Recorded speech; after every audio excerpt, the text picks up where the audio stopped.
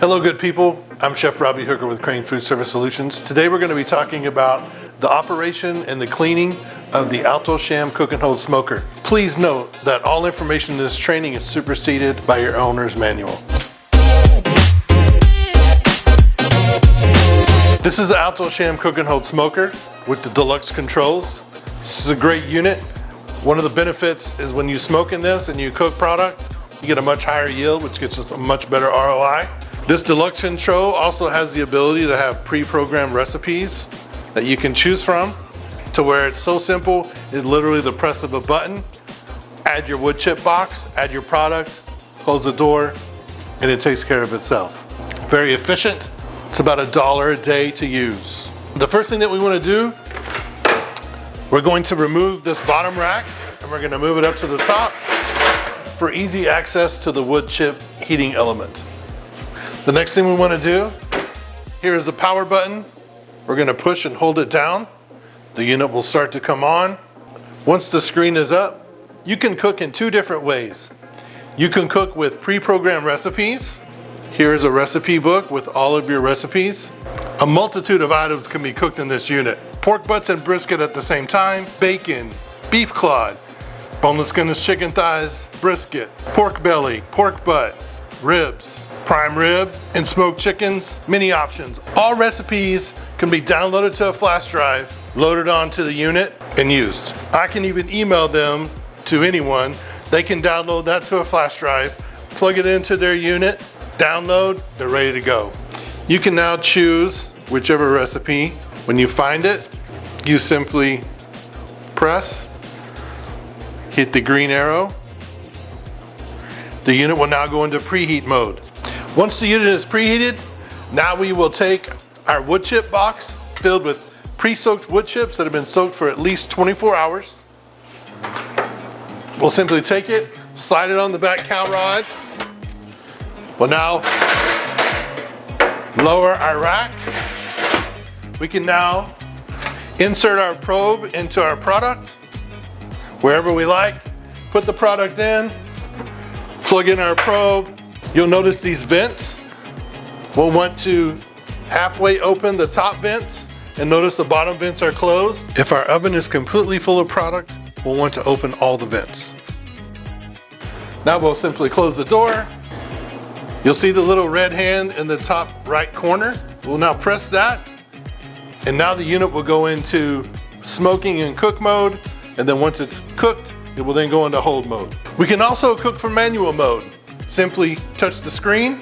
You'll now see our choices: preheat, cold smoke, cook, and hold.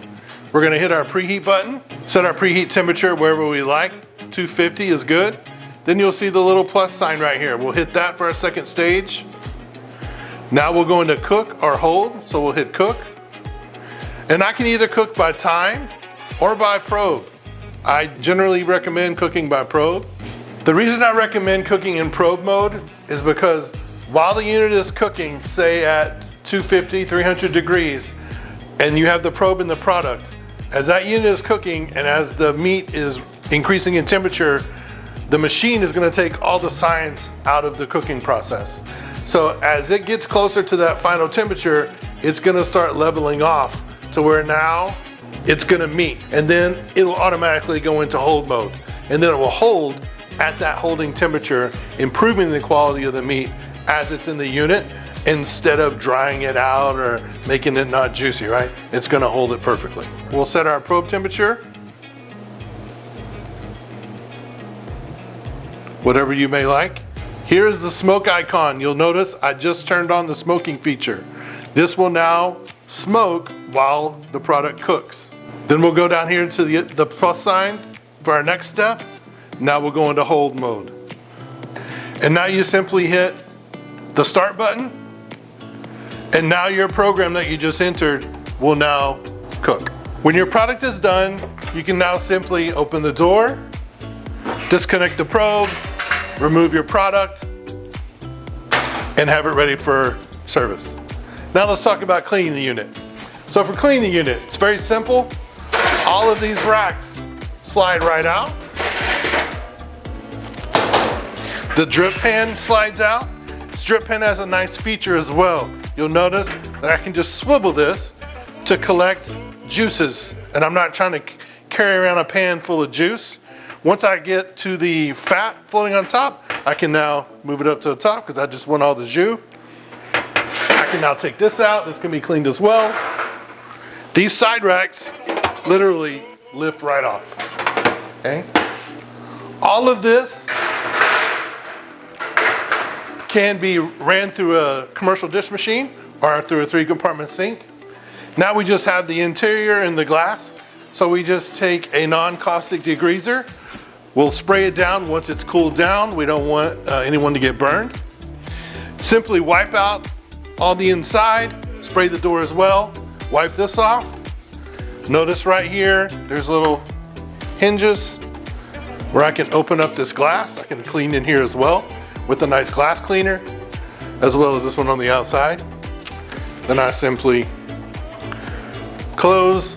One of the things I like to do when I clean the door is when I spray this, I like to move these vent hinges all the way open to spray and clean, and then I kind of swivel them back and forth to get any gunk that might be underneath there, so they're not so hard to move. It keeps them easy to move when you're using them, and you can adjust them easily. We also have a drip pan. We just lift up and it catches on little nubs here. This can be drained and cleaned as well. Once everything is clean with a degreaser, I like to rinse it out with some warm soapy water and then wipe it down with a sanitizing solution, and then simply reassemble everything. You'll notice these sidebars fit right in these slots, and the top bar just sits on top of those pegs. If you have any other questions, please reach out to your crane rep. Take care.